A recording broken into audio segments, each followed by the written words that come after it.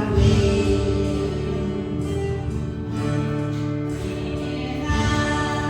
เหนื่อยก็บ่าข้าองค์ประทานเที่ยวแลมาเห็นชั่วช้าเร็วสัมพันธ์ใดโปรดให้สะอาดผ่องใสขอข้าองค์เมตตาข้ามาเฝ้าเดี๋ยวนี้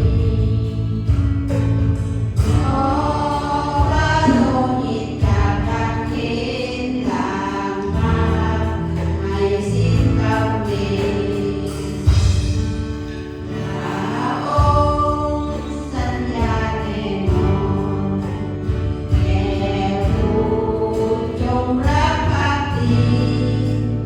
มารร้ายไม่อาจจะมาย่ำยีต่อว่า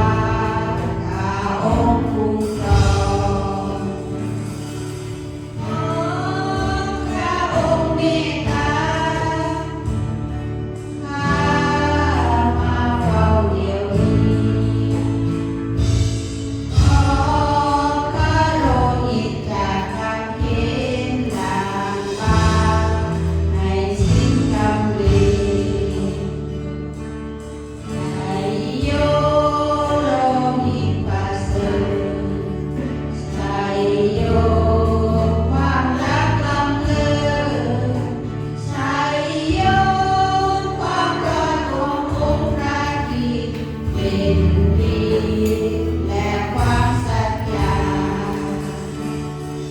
ขอพระองค์เมตตาข้า